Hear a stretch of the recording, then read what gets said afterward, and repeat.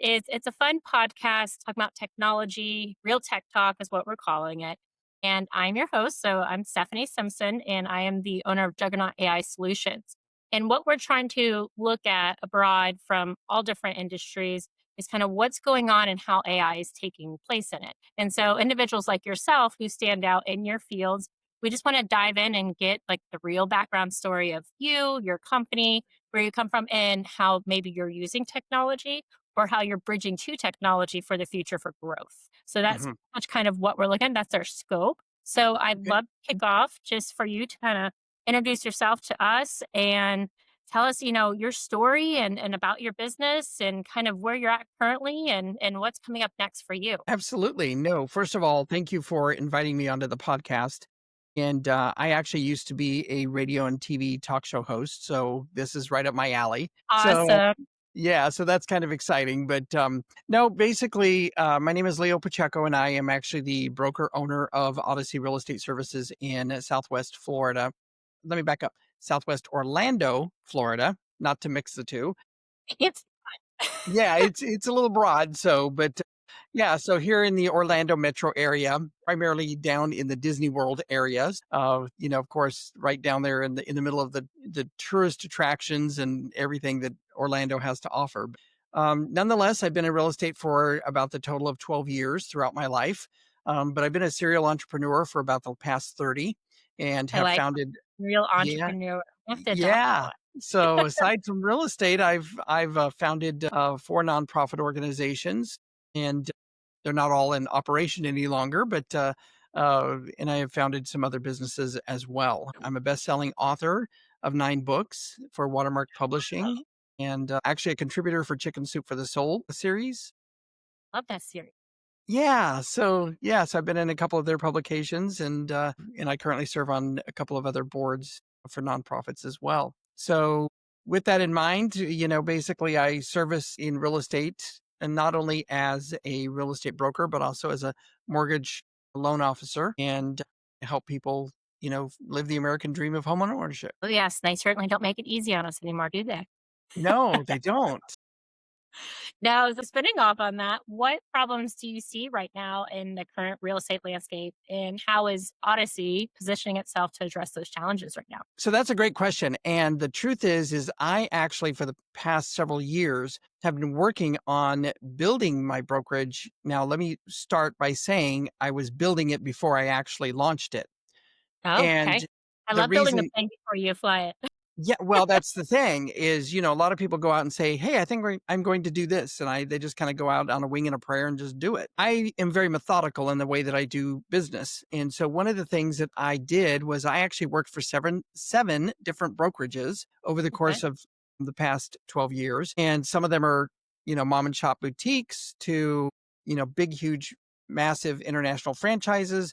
Pretty much any franchise you could mention, I could tell you just about everything you ever wanted to know about any of them because I probably worked for them. But the reason why I worked for them and is now past is Yeah. because I kind of discovered in the industry that, and this is not to downplay or badmouth any particular branch or brokerage or company or whatever, but I discovered that when you actually get your real estate license, which is mostly dealing with law, not practical application of actually how to do the business, they kind of leave that up to the brokerage. But most Uh-huh. brokerages are so busy that they don't really have time to focus on that type of training. So a lot of times they just sit you in front of a bunch of videos and you kind of go through that process, but it's not really a hands-on learning experience. And so agents really kind of have to learn on their own, if you will, or fend for themselves, or and then there are so many coaches and so many programs, and everybody's costing agents so much money that it makes it really difficult. And that's why 87% of real estate agents that get into the business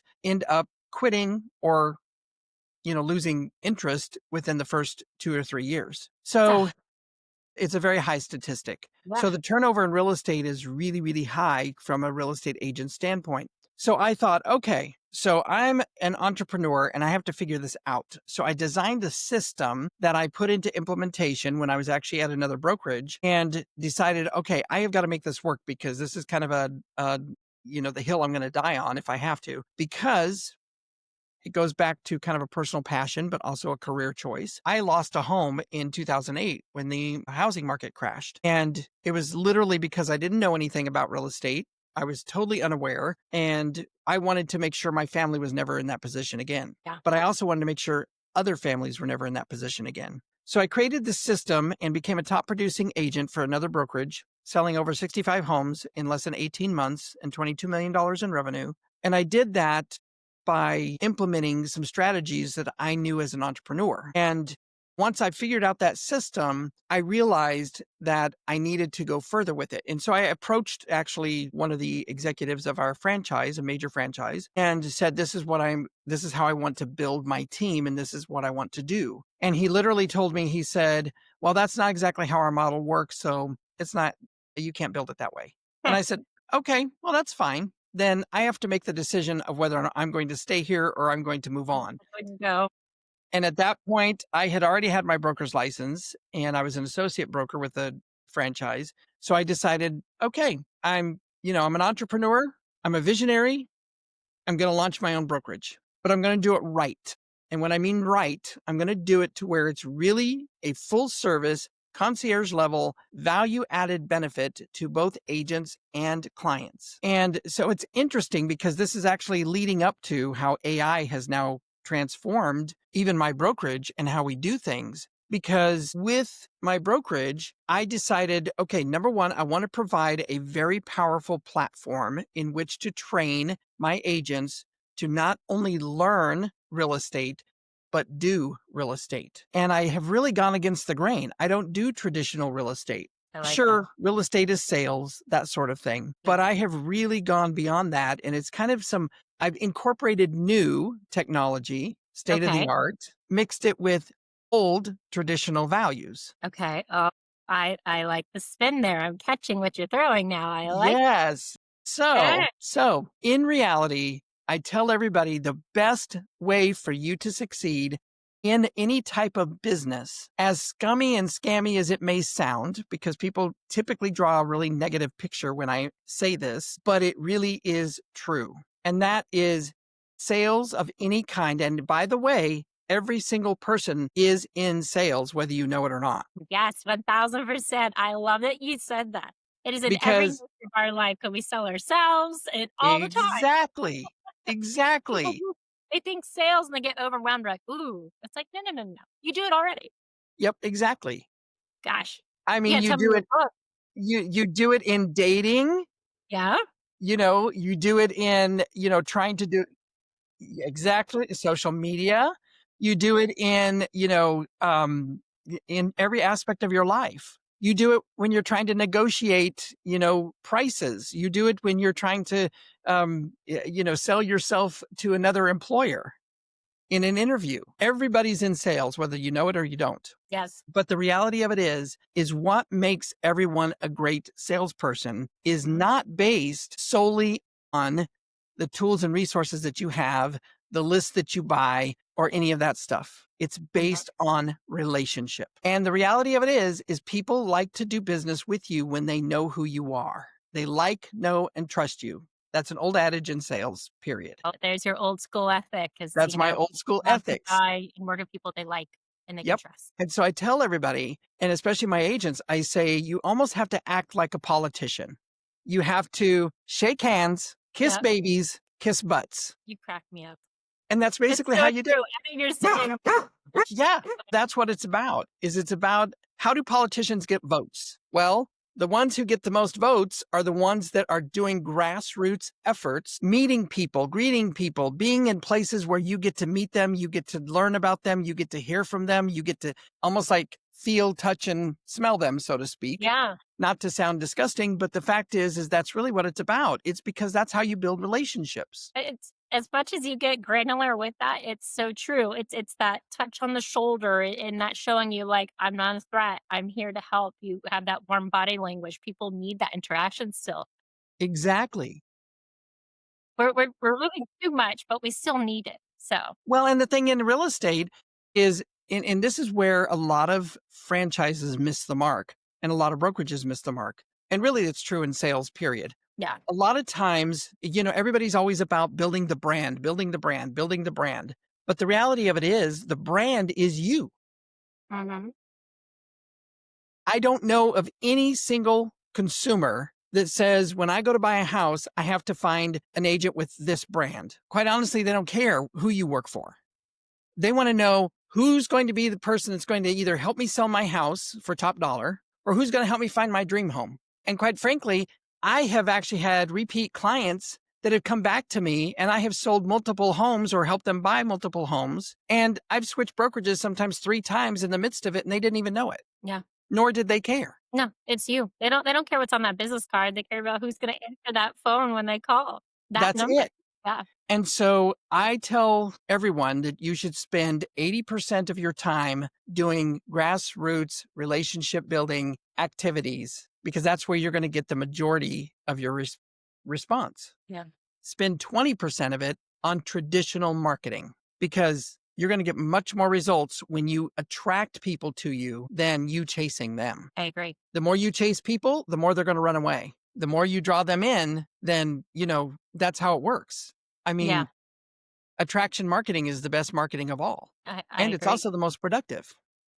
Yeah. So then now we're incorporating AI into those traditional values, and it's working out beautifully because now AI can help us with some of our marketing strategies and also helping to present that brand. And I say, let's use AI, let's use traditional marketing, let's use, print media and those types of things that are still old school, incorporate all of it into this package that helps support you and your brand and who you are because you're going to be the go-to guru in your area for your sales. And so in real estate, one of the things that agents typically tend to do and brokerages typically tend to do is they want to be all things to all people and they want to cover the entire state. They go out there and they're chasing leads. I mean, they're running all over Kingdom Come. I was one of those people. I literally worked for a brokerage where they scheduled appointments for me, but they would schedule one. Now, Florida, despite what it looks like on the map, is actually quite a large state. Oh, it's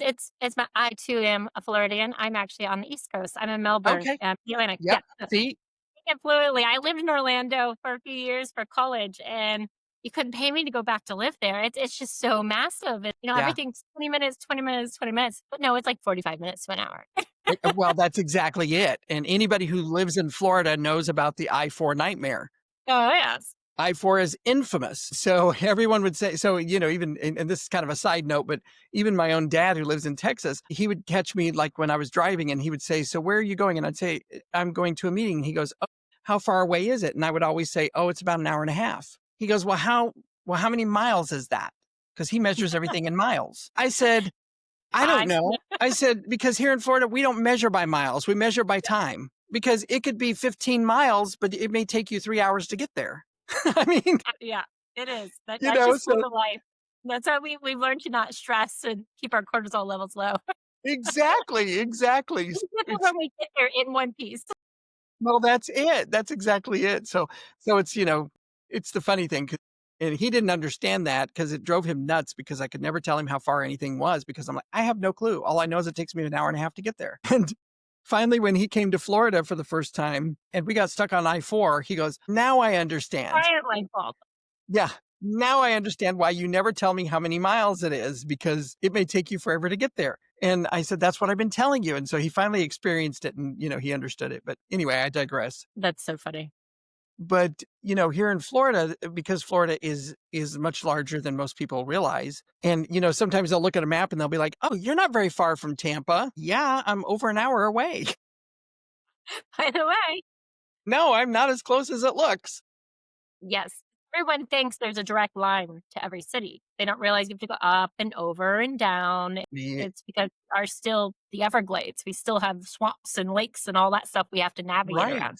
Yeah, it's like if I was flying my helicopter around, yeah, I could be there in 15 minutes. But considering the fact I have to take the long way around in a car, it could take me forever. Yeah, you're like, yeah, let me grab my jet. I'll be there in 15. No problem, But yeah, so it's kind of funny. But with real estate, So when I worked for this other company, like they would sometimes schedule me for an appointment at like 8 o'clock in the morning in Melbourne. Now, mind you, I live in Southwest Orlando. Yes, yes. So That's I would 2 have to hours. leave. Exactly. So I'd have to leave like at 5 o'clock in the morning to get to this appointment by 8 o'clock. And then they would Mhm. schedule me one at noon in like Altamont Springs. So that's North Orlando. And then they would schedule me one like at 5 o'clock that afternoon in Tampa. So literally there were days when I spent the entire day on the road. And every time I would go to one of these appointments, they may only last 10 minutes, Yeah, you're on the road and not making money. not making money. And I said, this is a waste of my time and this is a waste of my money.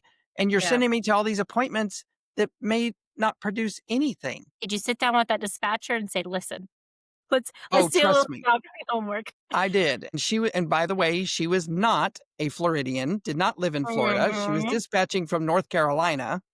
And Oh, she was one of those that was like, well, on the map, it doesn't look that far. And I'm like, yeah. no, dear. We're talking, you got me on the road like for 14 hours. Yeah, and I mean, did we even have, like, the Google Maps then? Like, were we MapQuest? I mean, did we have MapQuest yet then? Like, so that's the thing too. Yes. So that's the bad part is this was just a few years ago. Wow! So this Yeah, was, like, this was just literally, but she didn't pay attention to, like, she didn't route it no, to the you're point like, where "Homegirl, she, we at least have a little bit of technology at this point." yeah, no. No, she didn't, no, she didn't have a Wow. clue. So finally I was like, this is That's funny. ridiculous. Yeah. And so, and trust me, I was using, my Google Maps and MapQuest, or not MapQuest, but maps on my iPhone and all this stuff Yep. to route myself. And I was thinking, oh my Lord, they're trying to kill me. Mhm. And I was so exhausted day in and day out that it was ridiculous. And so I said, okay, that's not an effective use of my time. It's costing me money, not making me money. So anytime you go to utilize tools or anytime you go to utilize anything, it needs to be helping you with productivity or making money, because otherwise it's just costing you money and it's costing you time and it's costing you to survive. It's costing your health. It's costing you, all of that. And so it's important to me, how can we utilize the best available tools to make our lives more efficient, to streamline the processes, and to provide us better access to information, etc. At the same time, how can we, in the traditional sense, put ourselves in a place where we're more productive? And so the way that I designed my system is I tell my agents, I said, do not try to become the number one or top producing agent in all of Orlando, because you won't be. Now, maybe someday you might be, but you're not going to be that for a very long time. Yeah. And if you try to be the number one real estate agent in all of Orlando, you're going to die from exhaustion before you ever make it. You'll have no life, you'll be miserable. Exactly. Yeah. I said, instead, be the mayor of your own little subdivision. Mhm. Ah, I like that. Yeah. Pick your So we territory and own it. we micro target it.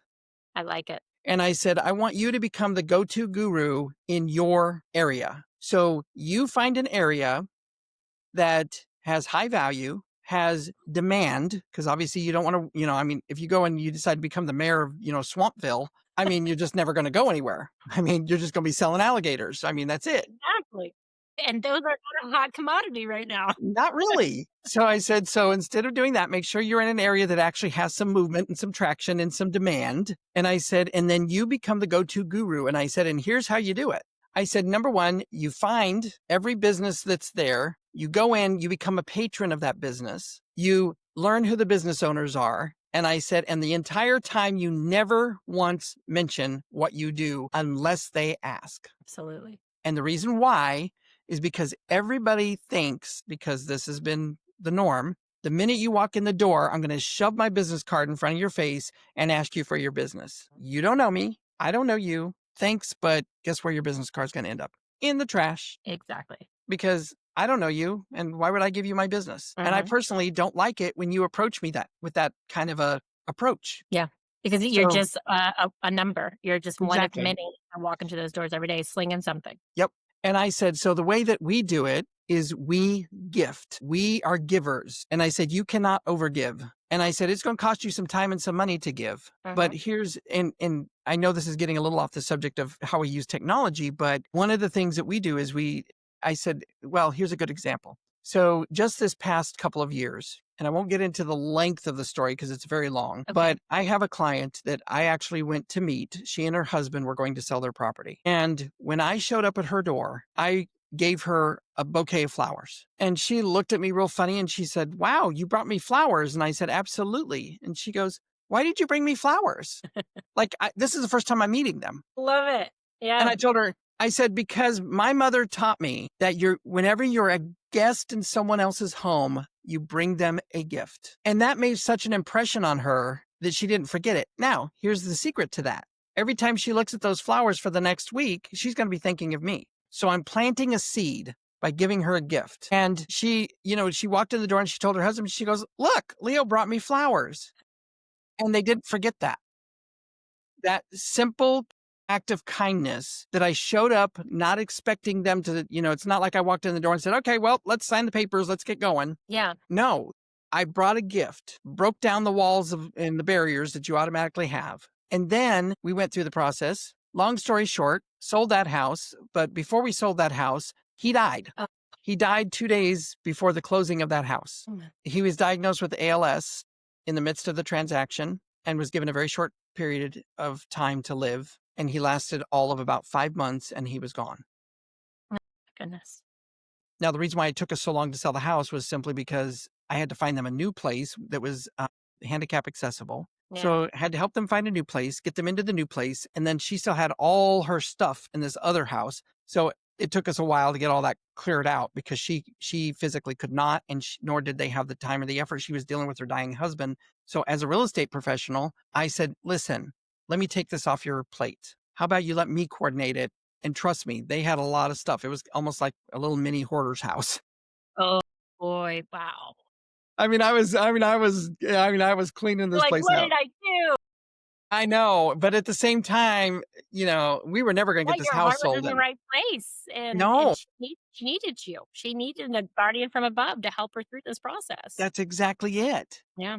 And because of that, so not only did I help her buy her new house with her husband and finally sell her other house, well, she gets in the new house and of course he passes away. Yeah. Well, now she's in this house and she don't like it because it reminds her of him. And so then she calls me back and it's been like, oh, I don't know, almost 9 months after he passed. And she goes, "I hate this place. I don't want to live here. I don't like it. We had to move here because it fit my husband, but it doesn't fit me. I don't like it.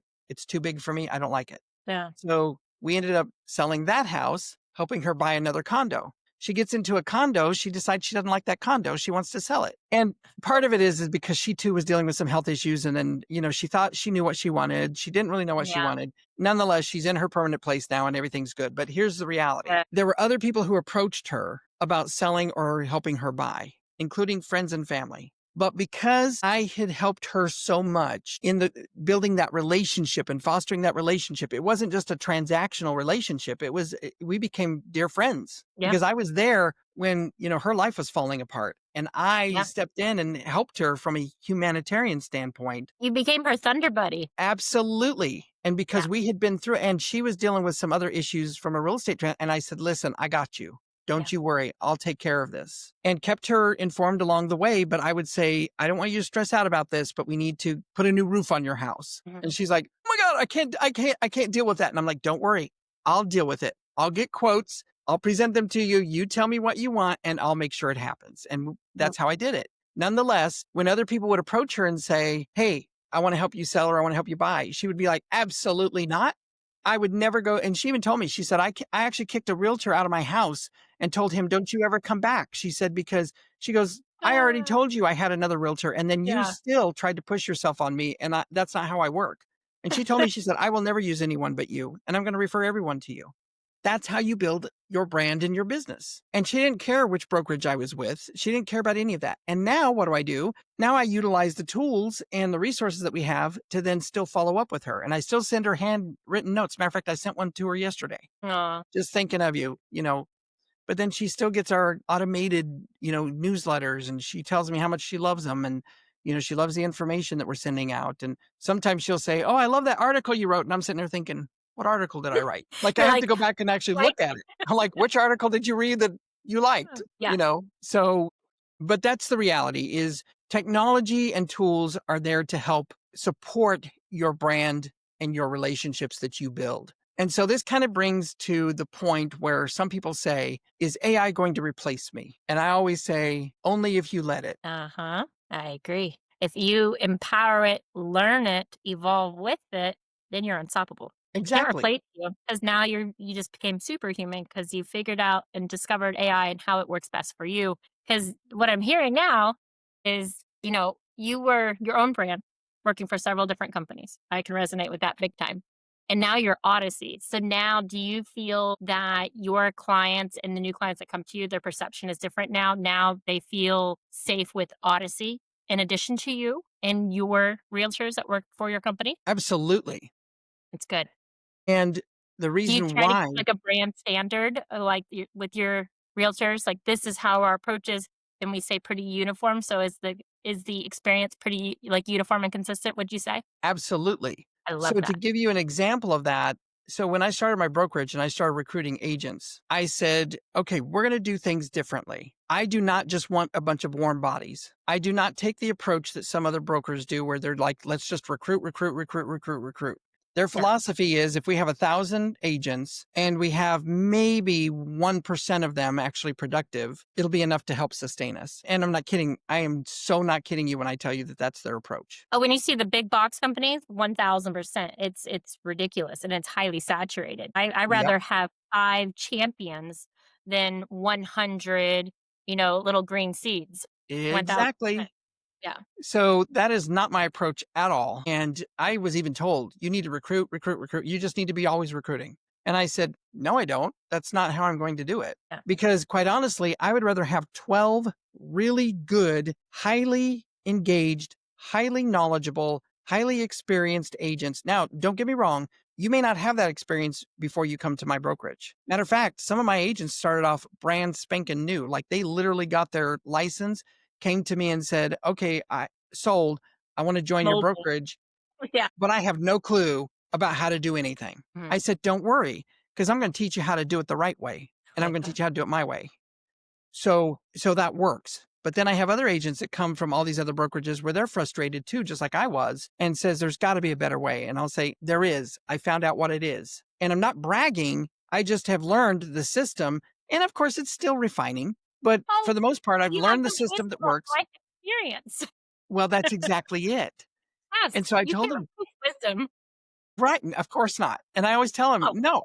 But the good thing is we're problem solvers and solution finders. And I yes. don't claim to know all, be all, and have all the answers. And in more cases than not, I have no clue. But when somebody comes to me and says, hey, we've got this situation, how do we fix it? And I'll say, I don't know, but let's figure it out. And then we tap into our other resources to find out what we can do. And some of that is in AI, some of that's in technology, some of that's in other people that are professionals in other levels, such as real estate attorneys, whatever other profession within the real estate umbrella that may Yeah. need to, tap in and help us with whatever the situation might be. But we're always about finding solutions and solving problems. I love And that. so I take that Solution approach. providers at its finest. Yeah. And Yeah. that's the approach that I take with all of my agents. And I say, we're going to set a different standard. So even with Odyssey, we don't call ourselves a brokerage. I don't call Okay. my agents an agent. Instead, I said, we're going to raise the level of professionalism and the perception that people would have of us. So yes, I'm a broker,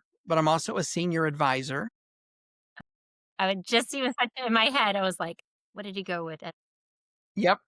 I said, you may be, for all intents and purposes, a real estate agent, but you are an advisor. And I said, and internally, depending on your level of productivity, you start off as an associate of our organization, and then you can move to the next level based on performance to junior partner. And based on the next level of performance, you can move to a senior partner. And of course, with those comes additional equity, if you will. And when Yeah. I say equity, I don't mean that they become part owners.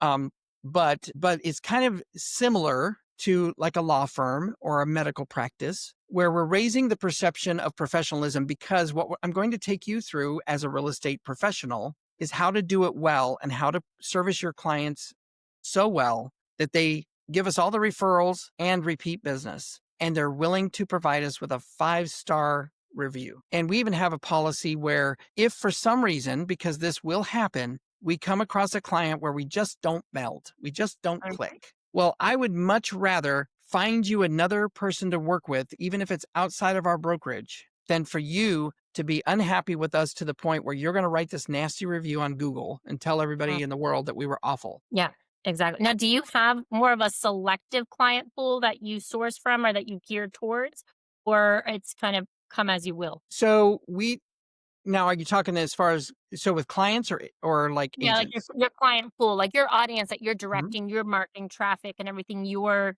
trying to appeal to. Are you more selective about that? Or are you more open? Well, to be specific, we're open, but we are selective with the clients that we work with. Okay. So it's not really based on price point. I mean, we do have luxury division and we do a Mhm. lot with luxury, which is of course a different kind of pool, if you will, but we work a lot with investors. We work a lot Okay. with so a variety of people. So everything from investors to first-time home buyers to military veterans to people relocating for job purposes, people in the medical professional or profession, pretty much anybody and everybody. However, we don't necessarily target a specific like price point because we handle everybody with the same high level service That's good. I like that. because number one, you don't know who knows who. Exactly. Or you don't know who they're gonna become either. You So don't if know who they're they're going to become signing up either. for the first time, they might come back as a multimillionaire being like, hey, let's go shopping big time now. Yep. And so Absolutely.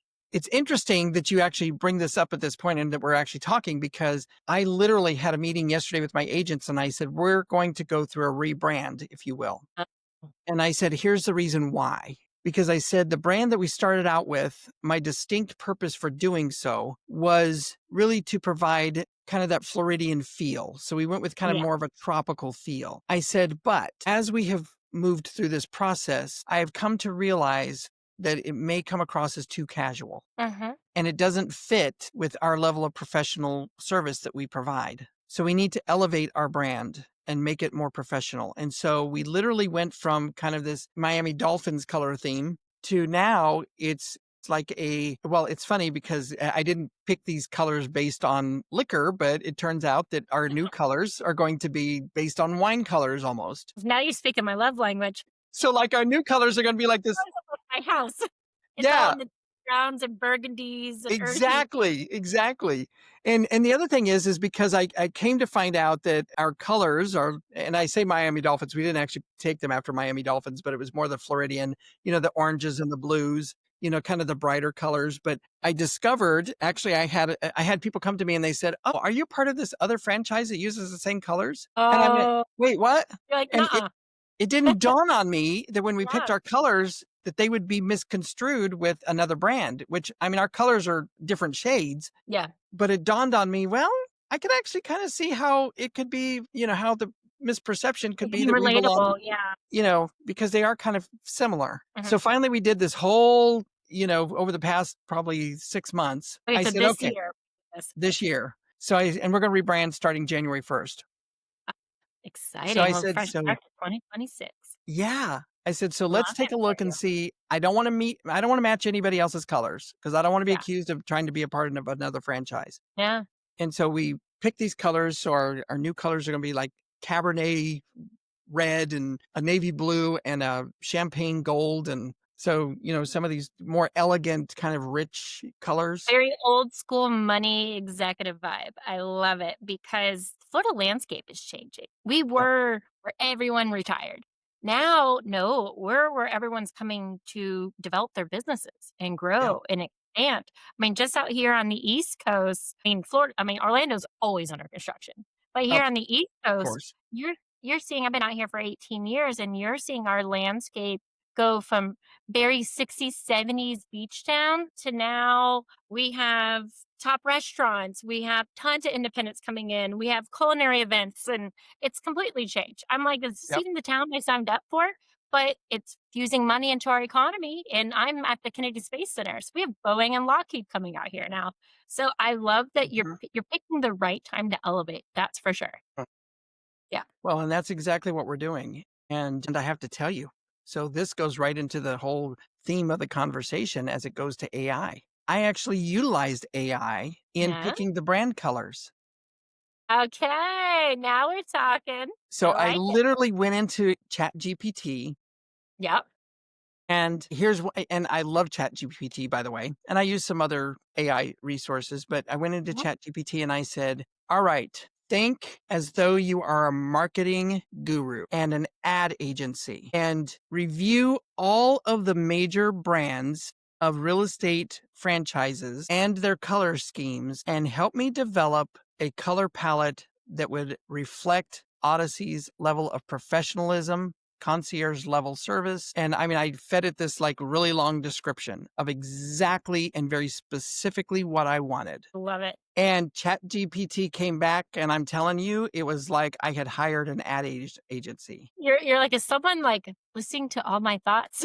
And it absolutely, with all those buzzwords, I can't even say it, and all of the prompts that it read in my description, came back with some phenomenal suggestions. And I even uploaded our current logos, and I uploaded like our training manual. And I said, read the training manual, read what we're about, and then you know exactly what Odyssey is all about. Uploaded a marketing material. So I was training Odyssey to become my marketing assistant Yes. and my ad agency. And lo and behold, it came back with like an entire list of things that it recommended. And some of them I looked at and I was like, yeah, no, that's not me. But there were some that I'm like, ooh, I like that idea. That's Mhm. actually really clever. And I even used it to help me design a brand new revenue sharing program. Okay. So I said, okay, now go back and review all of these other real estate brokers that offer revenue share. I don't want it to look like theirs. I don't want to Yep. match it. I know what they do. I don't want to do it that way. I want mine to be very simple, streamlined, straight to the point, and easy, but yet valuable and something that is sustainable within the profit margins of my company. And yet at the same time provides added value to any agents that I recruit. So put together a program that I can review that will match what I just told you. Lo and behold, Spits it right out. Yeah. it comes out, it gives me a side by side of every single brokerage and exactly what their revenue shared programs are. And then it says, to fit your level of professionalism and what you're looking for, this is what I recommend. And it went with this simplified version. And I had to tweak it because there were some things in there I'm like, that's not going to work. But that's the beauty of it. Again, it goes back to the original thing that I had mentioned earlier. Is AI going to replace me? No, because there's certain aspects of it that can't.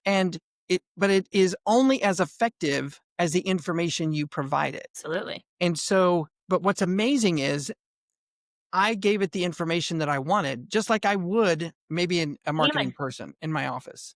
But do I need to pay for a marketing person when I only have this, like we're going to go through this rebrand? Well, I don't necessarily need a full-time marketing person just for me to ask that one question. And that's where these tools can really benefit you in your business. Mhm. Is because number one, it saves you a tremendous amount of money. Yes.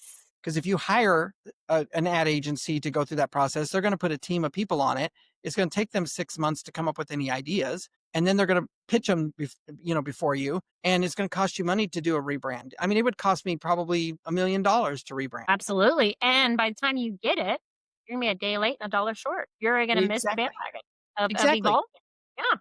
And I want to pull the trigger now. I'm an action taker. I'm one of those, I'm like, when I get an idea, and mind you, like I said, I'm very methodical. I didn't just jump into the brokerage. It took me about 2 or 3 years to really design it and then launch it. Well, you're But definitely a driver. You can tell that. yeah, exactly. Yeah. But like when I was going to go through the rebrand, I was like, I need to rebrand and I need to rebrand now because this came out of the blue where people are saying, oh, you're part of this other, and I'm like, no, I'm not. But then I got to No, you definitely reviewing. gotta dissociate for sure, so then you can elevate. Yeah, Yeah, for because sure. I'm getting ready to do this big marketing campaign and I'm thinking if they think that I'm a part of this other brand, You're giving them free love. exactly, then I'm doing Yeah, a Cracker Barrel thing, right? sending the wrong message at the wrong time. Yeah.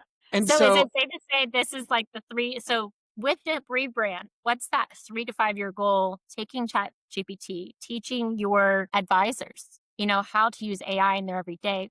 How do you see this process for this growth and how you're gonna apply it further? so as a matter of fact, we actually are looking at some additional AI type programs. Okay. So right now we've got it set up to where we've got this great and forgive me because I'm not real techie when it comes to this. I guess it's a form of GPT, if you will. that actually is geared specifically towards real estate. So it's and like for instance, I was playing around with it because I wanted to see how effective and how good it was at, say, for instance, writing property descriptions. So when we go to list a property, help me write a property description that is captivating, that when someone reads it on Zillow or any of the other platforms, it captivates them and makes them want to come take a look at this property. I feel invited. Yeah. They feel invited. But yet be careful that it doesn't provide information that could be deemed as illegal or against our code of ethics or Yes. the way that we do it. Like you can't steer people a certain way. Like, I can't put in a job description oh, it has a swimming pool so that, it's going to solve all your health problems. Yeah, yeah, Well, yeah, of course. you I can't love the lakefront, and it's like, no, that's a holding fund, and it's not always there. see, that's the thing. Yes. As a matter of fact, I just saw one today where I was I like, that's watched not those waterfront. all. Exactly. Yeah, It's like, no, a retention pond is not called waterfront. yeah. Like, that's a swamp hole when we have too much runoff. Thank you. Exactly. All it does is collect mosquitoes and baby crocodiles or alligators And lots of frogs and lots of frogs, pretty much. who like to sing at So, night. exactly. And snakes. Oh, yes. But that's the thing is we're using AI and some other Mhm. technology currently to help us enhance what we already do, but we're also using it for like automation Okay. and how we can really utilize it in follow up and reaching out to our clients and that sort of thing. I'm exploring some options right now to even serve as almost like an AI reception. I haven't really found one that I like that doesn't feel so robotic or technical, Mhm. but there's one that I'm currently reviewing that seems very human-like because Okay. a lot of people are still, very apprehensive about the whole AI technology because to Yes. them, when they think AI, they're thinking the Terminator, Yes. you know? That's so true. Ah, And and this is how the world ends. exactly. They're like, "Uh-huh, we know how this is gonna end, and it doesn't Yeah. end well, so Seen I'm a this little film, leery." been there, done that. Yep, exactly. And I'll admit, I mean, some of it can be a little creepy. I mean, even just watching like what Elon Musk is doing with the robots and stuff, and where he's talking about, he's got this big vision of everybody owning a robot, and we all have this, this little our own personal Rosie from the Jetsons, Yeah. that's doing our housekeeping, doing our cleaning. I mean, our and trust me, there are days when I'm like, can I have one of those today? Because I really need one. We're in the land of Elon, so I totally understand, and Exactly. like, didn't you see Will Smith? It didn't work out for him. Right. We're wrapping around those years though, which is really funny. A lot of those movies were set far in, in the I future, and know. now it's like we're going through those times, and so it's interesting. I know it's really kind of fascinating. Yeah, So when on one hand, I am really mesmerized by it yeah, because, like I said, I could really use a robot today. Trust me. yeah. I'm like, I really need one because there's so many tasks I could assign it to do that I don't have time to do. On the other hand, like my wife said, yeah, but it's creepy because while you're sleeping in the middle of the night, what if it decides to go haywire and decides to kill you? And I told my wife, I said, well, I guess you'll be dead and you won't know. Right? I But think I'm it's like, always gonna be haunting. I think our generations are always gonna be like that because yeah. we had those movies. So Well, and we watched too many of those fiction movies where now it's, like creepy. Well, and even like AI driven cars. I mean, yeah, even Elon's cars. I mean, I told my wife, I said, I'm not ready for that because, it just goes haywire.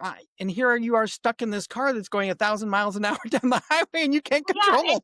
Especially in Florida, our highways, 75 and 4, and sometimes even 95, are terrifying. And the turnpike, don't even get me started on that. So when I see Oh, people not driving their vehicles, it is oh, highly uncomfortable. right. Yeah. I'm like, But then on the other and hand, then the fault too. Like, what is that doing to the memories and the computers and the batteries? Yeah, I just don't feel like those cars fit in our state. yeah, not so Please much. stay in California. Yeah, exactly. And then on the other hand, I'm almost one of those because I'm not a big fan of driving.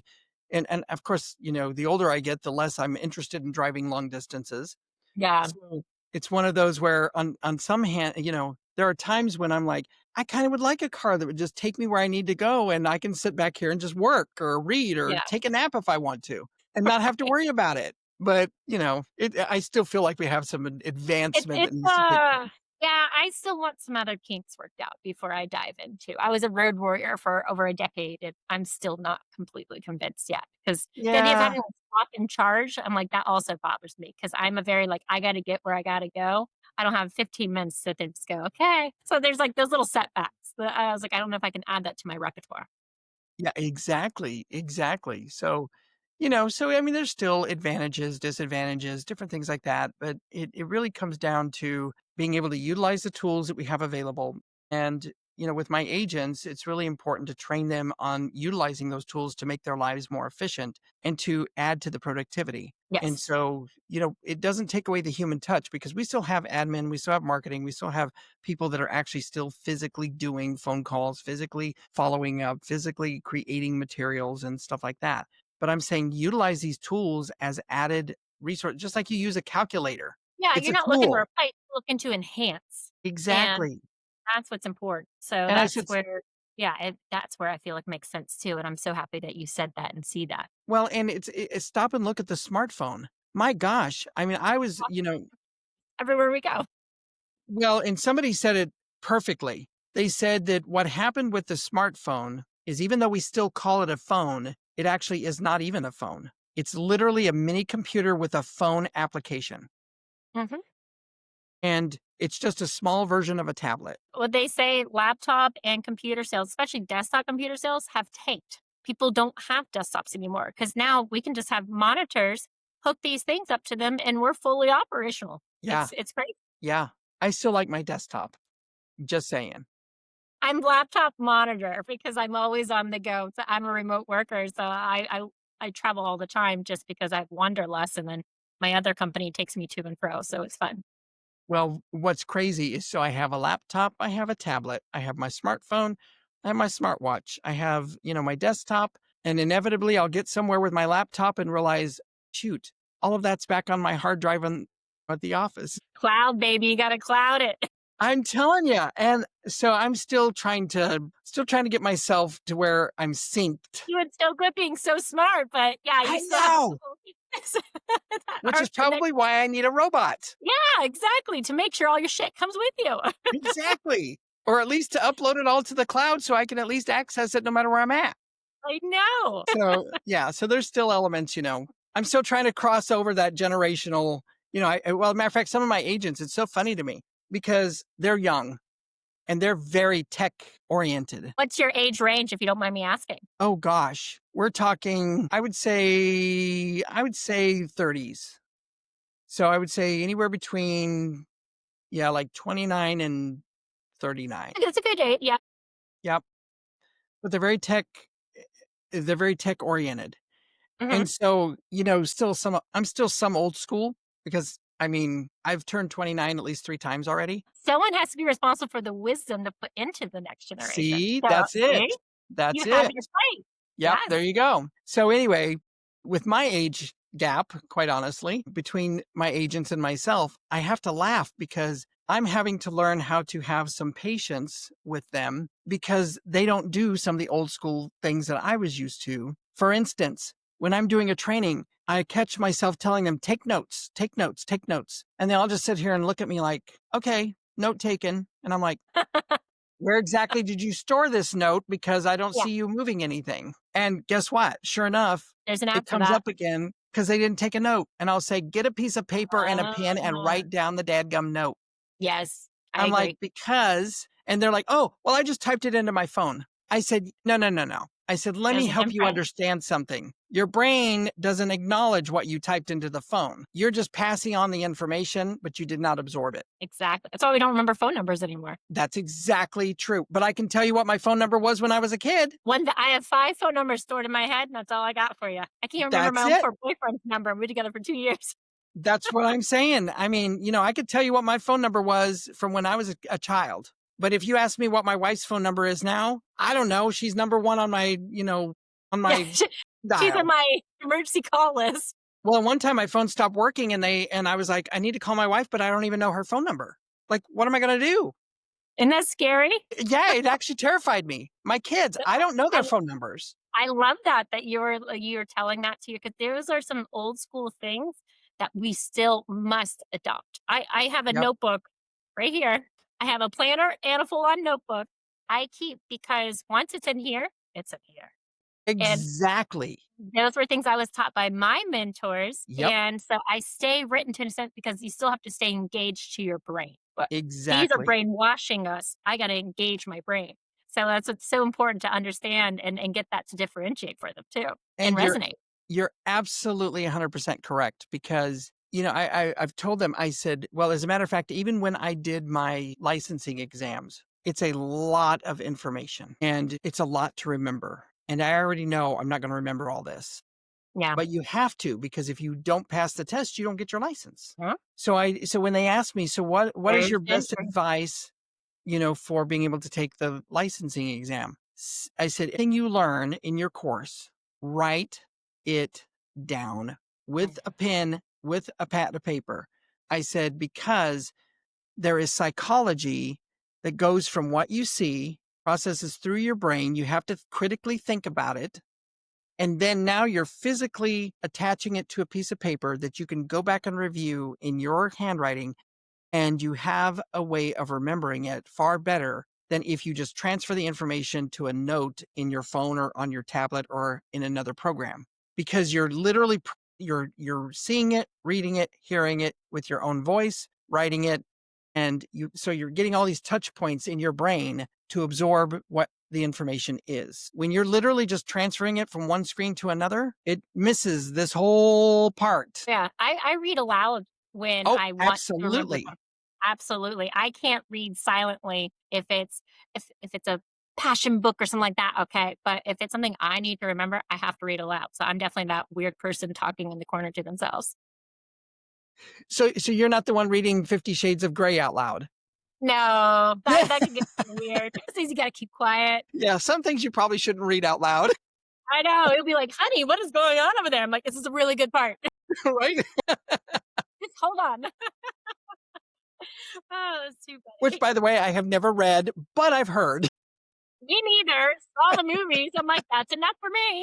right? But no, it's true, and there are times, like, even in my office, my wife will be like, "Who are you talking to?" And I'm like, "Talking to myself." And Mhm, I said, "I'm reading something out loud because when I read it, it wasn't connecting." mhm. So then I go back and I reread it, and it's like if I have to reread it 2 or 3 times because sometimes things are confusing and you're sitting there Oh, thinking, yeah. It's not "What? reading What? right. Yeah, So what are you they get so saying?" loud to make sense of it. Or sometimes in my own writing. I'll Yeah. write something and I go back and I'm like, "Well, that doesn't sound quite right. Let me reread it and, I'll say it out loud." And I said, because you have to engage your brain, and part of it's a good exercise for your brain and keeps you cognitively fit. And if you get too heavily saturated in technology and allow it to do everything for you, this stops working. Yeah, exactly. And I know there's some people studies. who can't even function without ChatGPT. Like, I don't think he even texts freely on his own anymore, Yeah, and I told him, I was like, "You are gonna be your own demise." it's so true. My kids are the same way. Yeah.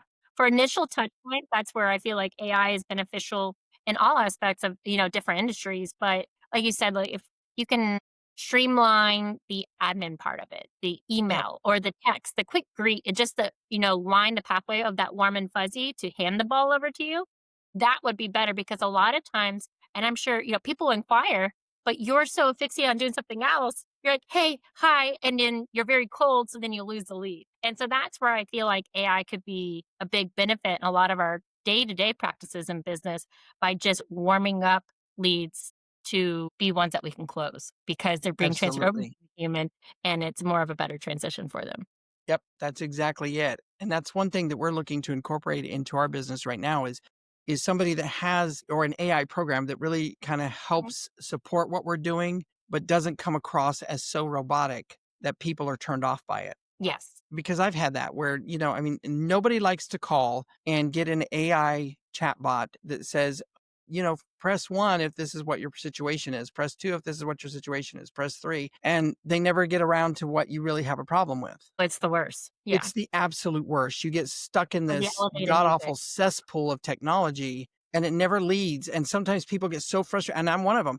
I get frustrated and say, "Can I just talk to a live person? Because Hmm. I'm tired of trying to talk to some robot that doesn't know what the heck I'm saying." But there are some advancements to where, like there are, especially in real estate, I have known that there are some advancements where now you can almost have a conversation with AI and it's already programmed with the information to at least answer questions. But it's also programmed that if it can't answer your question, instead of saying, I don't understand you, Yeah. please rephrase your statement because I don't understand, which is normally what they do. Instead, it says, I apologize, I don't have the answer for that, but let me connect you with somebody who can. And so then the AI automatically sends them to, guess what? A live Yeah. person instead of making it so challenging for everybody. It does. And that just the frustration during that process, you can lose so many people.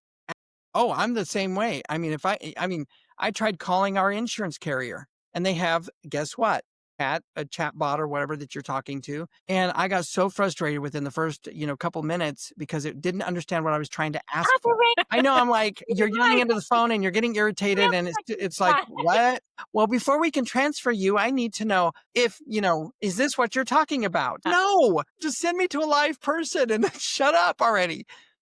And I don't want that to be the case. That's why we haven't incorporated it just yet into our real estate business, Okay. because we have been I've been looking at all those and I'm like, okay, I want to wear this sucker out. I want to Yeah. know if it's going to irritate the crap out of me, I'm not using it because Now I don't want that's it. fair. And a lot Yeah, of these things, they stack up and get expensive though too, because you have exactly. the phone device. Now you have an email, you have a CRM, you have this, you have your MLS writing tools. So Yep. then as you're doing your revamping your business, have you cataloged all these different resources you're using to see like where you're at on your, your overhead and just tools? And Hmm. I mean, can you bundle it? And that's what we're trying to do in the research in these podcasts is we want to know what works, what are the humans asking for? And in a perfect world, what would that look like? So for you, like in a perfect world, if you can have AI do this, this, and this, and it would all communicate to, I don't know your CRM tool, but communicate to CRM, what would that look like for you? Well, and you're absolutely right. And I don't think anybody has done a great job at fully incorporating a workflow that Hmm. is seamless to where one thing can handle all of that for you. And even though there are a lot of companies out there, like for instance, I have literally looked at a variety of CRMs and they're all like, we have the AI tool and it works fantastic. And, and they brag about it, they advertise it, they sell it, all this stuff. And then you go to use it and I'm like, this doesn't do diddly squat. I mean, I get more use out of just retyping it in Chat GPT than what you guys are offering as part of the package. Yeah, we find that they're always like 70 to 80% there, but that's it. Yeah, they're not They're quite missing there yet. always a very important component, so it gets expensive for independent owners like yourself, Yep. and those are things that we want to do in the future to negate that because not all of us are big box companies. We're all trying to out here pedal on our own, but it's almost getting too expensive to also do AI and all these Yep. different, parameters that we want, and they still don't communicate. So then are we creating redundancies for ourselves too? And you nailed it because that's exactly what's happening in our industry with all of these companies that do CRM, do technology, and they sell us the technology. They brag about it, but it's not as efficient as they make it sound like it's going to be. And so, like even now, we have a pretty decent CRM and it does have an AI function to where it sets up automation and that sort of thing. But at the same time, it still seems very robotic Okay. and it still isn't quite the same as somebody who's physically reaching out to someone. The other aspect of it is, let's say, for instance, if you call into our office, we still have the old school because, like I said, we haven't implemented an AI receptionist. We can have a live person that does it. The problem is our call volume doesn't really justify having a live person answer the phone all the time. Okay. And the reason why is because how many people are actually picking up the phone and calling anymore? Not Yeah. that many. Is there still a need for an AI receptionist? Absolutely. But our AI/receptionist type person, and I don't even want to say AI because it's not even an AI person. Our admin, for instance, Okay. she's doing less answering of the phone and a lot more responding to texts and emails. But yet, if somebody calls, sometimes people still call. And especially if they're, of the older generation, they don't like Yeah. texting and emails. They don't want to go through internet. They barely know how to even turn their phone on. And that's nothing against them. It's just that that's the generation. Just like as the generations change, Mhm.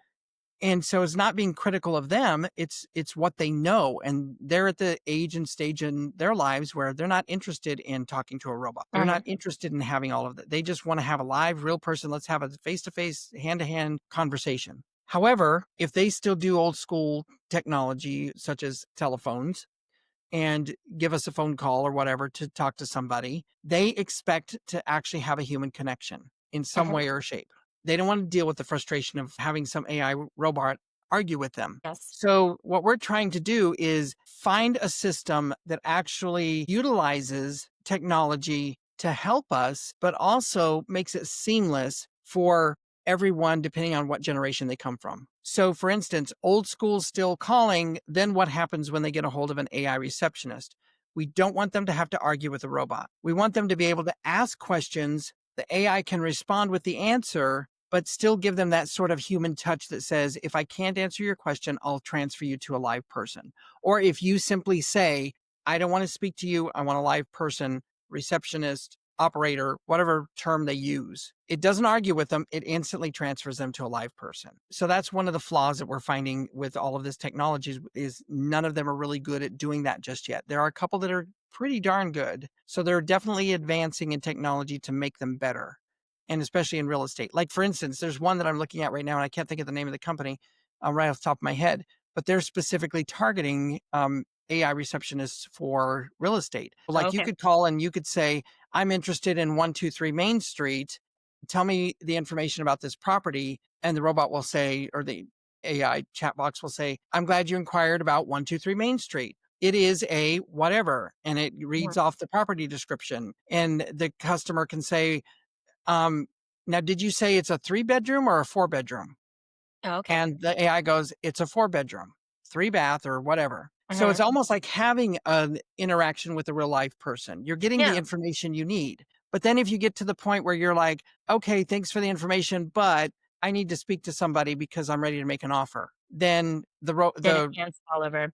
yeah, then it will say, I will connect you right away and immediately connect you. So it's coming and it's happening. It's not there just yet. But that's one of the areas like in our industry where it would be very beneficial. The other thing is okay, now that we've had this conversation with this client and now you're transferring them to somebody, how do we then make it to where that information that you just gave to our client is put into the notes of our CRM so that when I receive the phone call, I don't have to ask the exact same questions because you just sent me the notes of your conversation. And so now all I have to do is catch myself up as to what you said so I don't have to repeat it. Yeah, it's all right there. It's all right there. And we already have the information in our CRM, so we can just seamlessly go from robot to human and have it in our CRM already documented. I don't have to take new notes. I don't have to reinvent the wheel. I don't have to ask the same exact questions. And then from there, we put them on a sequence so that they receive, okay, you're looking for properties that fit this description. This is what you inquired about. Now you're going to receive automated property alerts on properties that fit this description for you to review. Profile the client. That would be very useful. It is. It's like profiling the client to help streamline the process so Mhm. that they're getting exactly what they need from you without you having to repeat the same process all over again and making it redundant. So whoever invents that wonderful program to make that work and doesn't charge you $5,000 a month to operate it will absolutely change the corner of real estate. And that's All the right. other thing. A lot of these programs, like you said, are so expensive, and because you have to have a program for the CRM, because we're already paying for membership for our MLS, which is god awfully expensive, because of we're already paying for association dues, because we're already paying for all these things that we have to pay for that just to be a real estate agent, and the brokerage has to pay for their own separate stuff as well. All the costs add up to where finally, then all of a sudden you have all these salespeople that come and say, "Oh, we've got the best technology, we've got this and we've got that, and it's $800 a month. It's only $800 a month." Are you kidding me? That's why a lot of real estate agents, they're struggling because it's costing them a fortune just to do business. And then you've got these coaches that are saying, "Yeah, but it's a business expense. You can write it off." Great, but I'm spending so much time trying to manage my technology and all the resources and everything that I'm doing. I don't have time to get enough transactions to pay for all of it. Yeah, I have to make money in order to write off money. Exactly. So it's like, and they're constantly coming to me saying, how can I minimize my expenses, so that Mm, and minimize my time that I'm spending on all of this so that I can effectively go out and actually earn a paycheck without it absolutely. costing me a fortune. Yeah. And my first 3 years in business in real estate, I was working for a company that offered 100% commission, which I thought was fantastic. I'm like, 100% commission, who doesn't want 100% commission? What they didn't tell you is they fee the crap out of you. So they charge you fees for everything. I mean, if you make a photocopy, they charge you. If if you use their telephone system, they charge you. If you use their CRM system, they charge you. I mean, so by the time you're done, your overhead is actually about 90%. Yeah. So that means, yes, they're offering you 100% commission, but by the time you pay for all your tools, resources, and everything else on the side and all your fees, you're really only making maybe 20%. You're paying them to work. Exactly. And you're spending all this time having to learn all these systems and having to do all this work yourself because you're not getting anything out of it. And so that's where I built my business differently. I don't do 100% commission. And I tell everybody up front, if I did 100% commission, I have to fee you to death. And you're going to be paying me all these fees in order to cover the overhead. Exactly. So we don't do it that way. And the way that we do it is different. We invest in you by paying for these resources, but you have some skin in the game as well. But yet we don't fee you to death. Yes.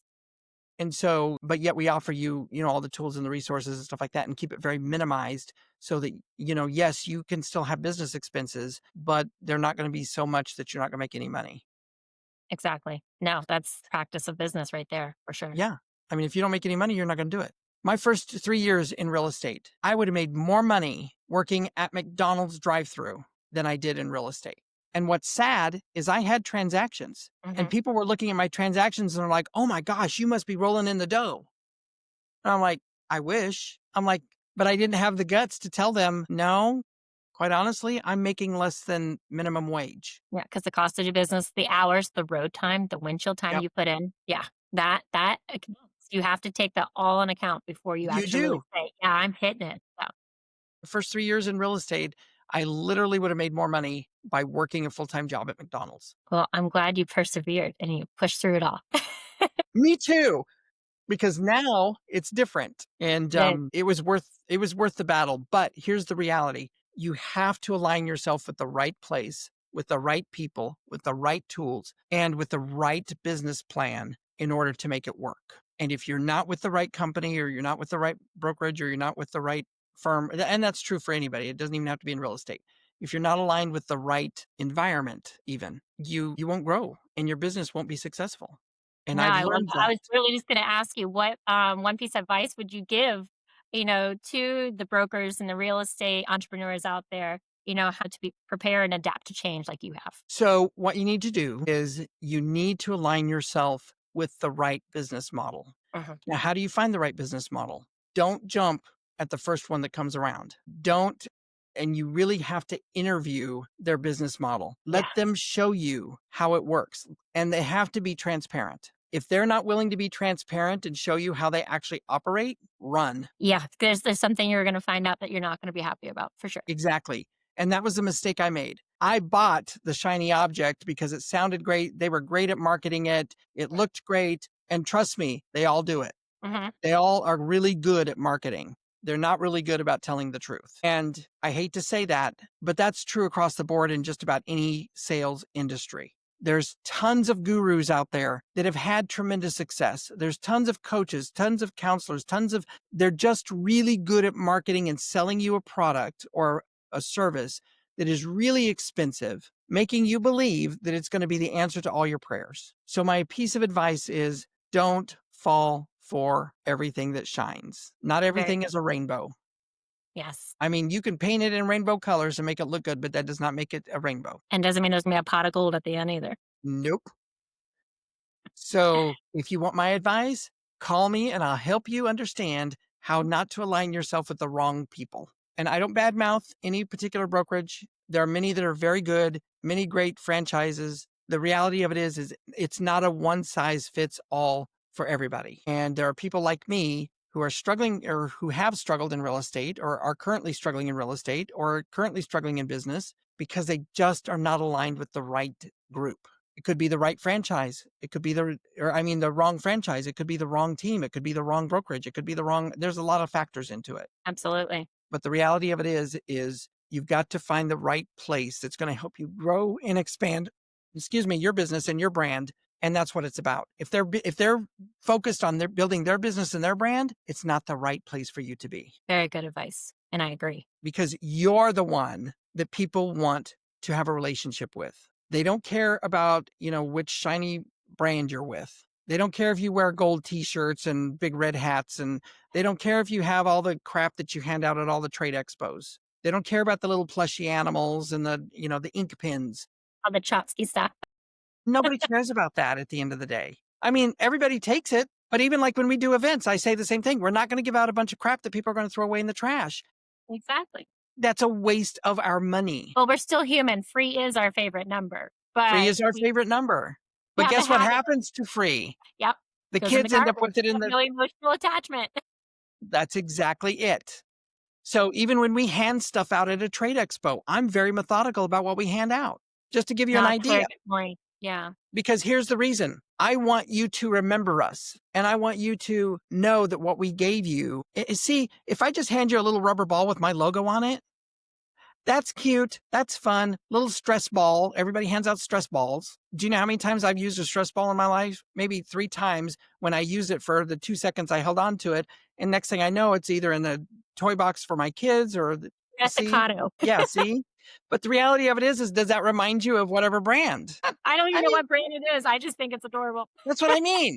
I mean, it's a cute little knickknack. But But what that's I such want, a valid point. And you literally made me laugh. And I was like, as one's looking at me. I know. And trust Yep. me, I'm as guilty. I am as guilty. But I couldn't tell you. Sometimes I'm like, I don't even know what brand this is. I don't even know where I got it. I don't even know where it came from. Yeah. I don't Guilty. remember. But here's what you're going to remember. So to give you an idea of what I did.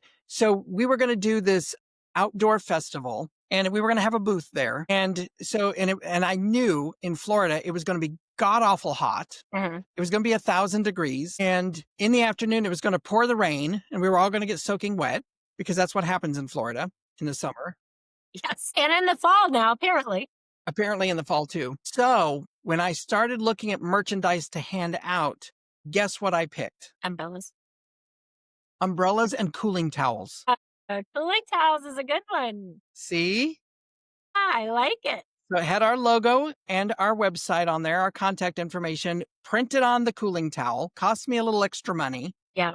But brilliant. And pocket umbrellas are clutch in Florida. But when people were standing out there in 1,000-degree weather and everyone else was handing them little tchotchkes and little, rubber balls, Mhm. they're all out there dying because it's so ungodly hot. Yeah. And they were flooding our booth because the word got out. We had cooling towels, and we had literally a cooler, a big, huge cooler full of ice water that we would wet the cooling towel, hand it to you. So you immediately got results from it, and Wow. you're cooling off. And then guess what? It starts to rain.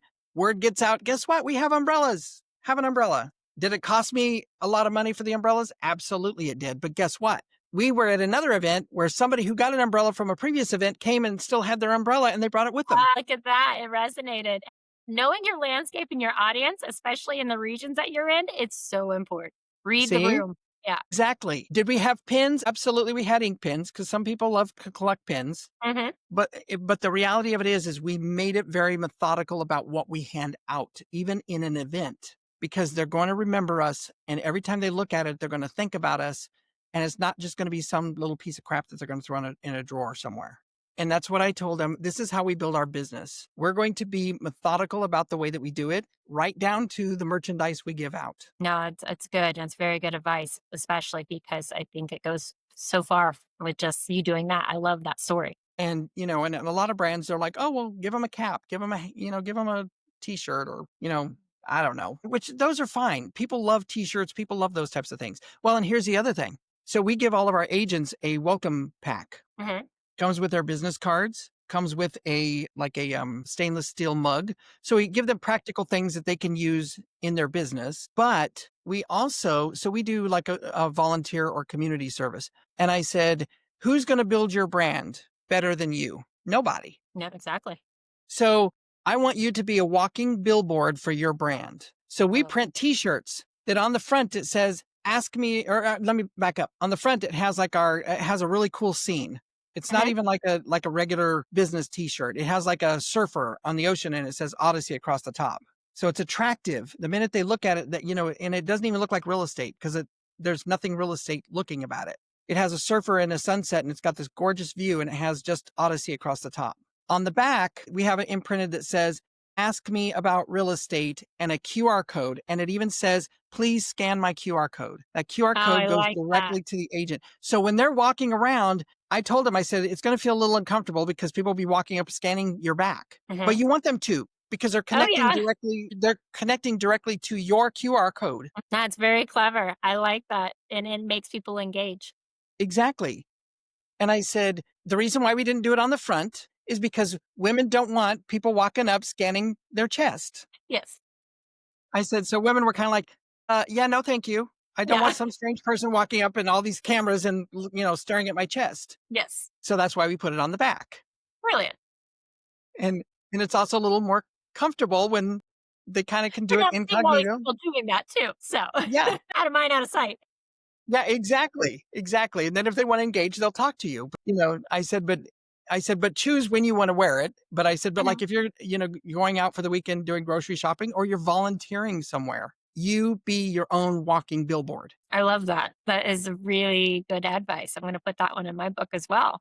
All And these I little said, fun nuances I'm getting from you. but here's the other piece of the puzzle. Make sure your personality and your attitude are the biggest piece of advertisement. Yeah, you can't be Roz for Monsters, Inc. Nope. You cannot be Bridezilla Yeah. because trust me, you're wearing your t-shirt with the logo on it. Oh, they'll Be ready remember to you if brand you were a yourself. jerk. Yep.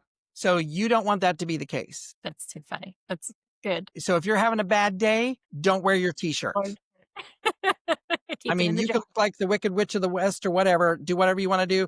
Don't wear your t-shirt. Don't advertise you if you're not ready to be on stage. Yes, I You know, agree. it's actually kind of an old Disney adage. Walt Disney was that way. As a character that he calls all of his employees from day one, they were not employees, they were cast members Mhm. on the biggest stage in the world. Yes, Whether you were cleaning toilets or you were, Cinderella, everyone is a cast member and you're on stage. You're performing at no matter all what your times. job is all the Yeah, time. So I told everybody Walt Disney was one of my role models growing up. And I said, and I learned a lot from Walt Disney, amazingly enough. And I we live in the said, land of the mouse, so and now yes, I live in the land of the mouse and I respect it highly because I understand Walt's vision as a visionary. yes, And I said, and he was very wise for his age and his time. And I said, it's the same way. No matter what business you're in, if you're going to advertise your business and people know who you are, always be on stage. Doesn't matter if you feel like crap. Doesn't matter if you look like crap. Doesn't matter whatever. The point is you should always be prepared to be on stage if, in fact, you want people to know who you are. the moment And you go if you're out that door, you're on, and when you come home, that time yep. can be off. And if you're wearing your own merchandise, Mhm. you better give it the best advertisement possible because they will remember you, especially if you represent it in a negative way. Yes, So, absolutely. those are just some nuggets, but I love all the nuggets. I'm totally invested. I can't wait to see the new marketing rollout and everything. So I look forward to talking more and, see everything come to fruition. You've had one heck of a journey that I definitely respect. And I hope if any of our viewers that come join this podcast to watch and see and learn about you, I hope they feel the same. And just for the sake of our viewers, please tell everyone where they can learn about Odyssey Real Estate and how to find you. absolutely. So it's really simple. You can literally go to odysseyflorida.com. Okay. And so that's our real estate website, but you can reach me through there. That's usually the easiest and fastest way to reach me Okay. is through that website. I mean, you can certainly email me as well, but instead of trying to remember my email address, you Yeah. can go to odysseyflorida.com and there's a link there with my bio and you can literally connect with me through that website. Perfect. Well, thank you so much, Leo. I really appreciate you. I'm just going to wrap up this podcast and you and I can continue if you like as well. So Fantastic. Thank you, Stephanie, for having me. It's been a pleasure. thank you. And thank you for joining Real Tech Talk. We'll talk to you soon. All right. Thank you.